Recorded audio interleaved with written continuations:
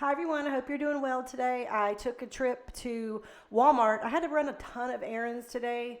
I don't know if it's just me, but it seems like summer hasn't even started and I just have so much to do outside of my working hours. So I decided to stop by the Walmart and grab a few things, and I went through the garden center because of course I love to go through there. So I wanted to share with you the things I saw today. There were still some things there that were in my original Walmart garden center video, but there were a lot of new things today. And the thing I loved the most was the vegetable section. They had tomatoes already in pots that were a healthy size, very healthy plants, and they already had the tomato cage around them. So all you had to do was buy that container and water that tomato and watch it grow. And they also had peppers, all sorts of peppers. They had all sorts of vegetables. And the green peppers already had multiple green peppers on them. And if you've been to the grocery store lately, you know green peppers have continued to go up in price. So yes, it's definitely easier to start green peppers through seeds. I personally don't have great luck with that. My peppers just never seem to do a whole lot. I buy my peppers from either, Lowe's or a garden center.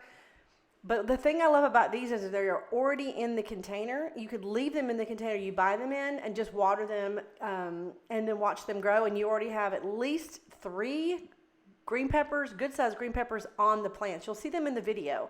So yeah, I love that because especially if you're not an avid gardener or you just want to try to grow something, you already have 3 green peppers on there. So you can't go wrong with that. Keep in mind, if you have something in a container and you're in a really hot area, you need to keep it watered, but also watch a few videos or read online about how to grow green peppers, how much water they need, and if they need fertilizer.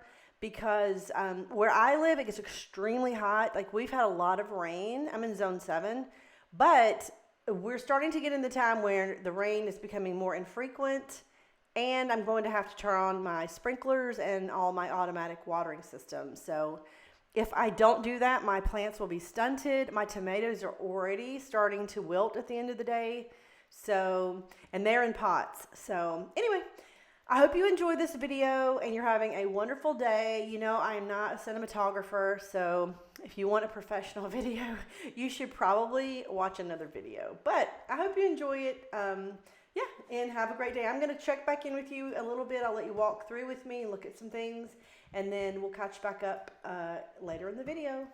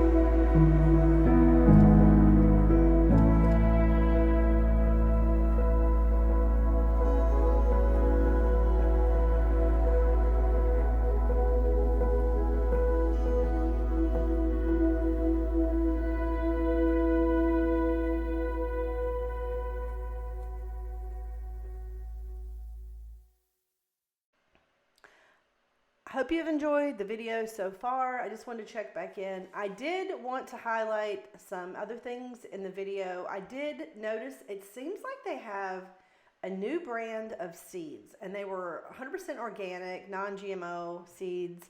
So I don't know, I've just never seen that brand there before, but I was really happy to see that.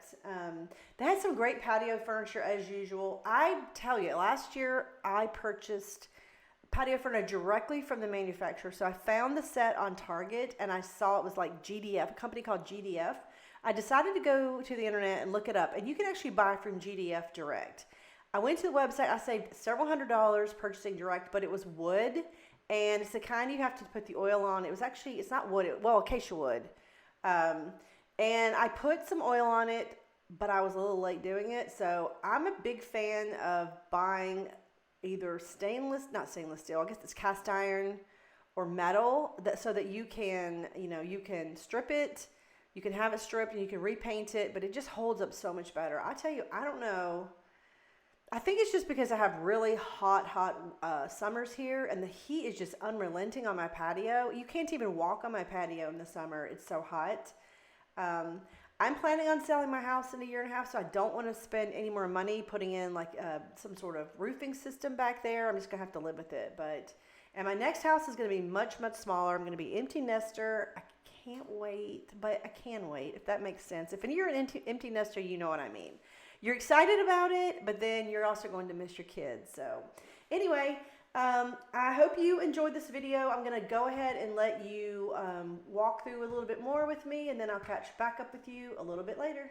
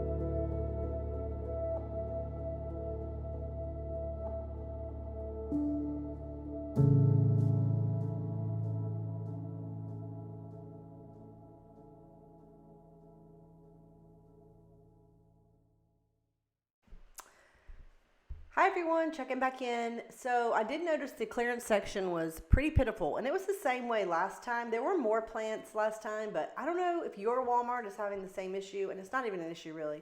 But it looks like the clearance plants just go, at least at my Walmart. And this is a different Walmart than the first one I went to, my last Walmart garden center video. Yeah, they're picked over, and I totally get it. Right now, everyone's trying to save money. They're trying to buy things on clearance. I am too. But I previously, years before, and even last year, I could get, something, but now you see there's like just nothing, and the plants that are there looked pretty scary. So anyway, I did see some really good buys, like the Japanese maple. It was small, but you know what? I find when I start my plants smaller, they have time to take root, easier to keep them watered.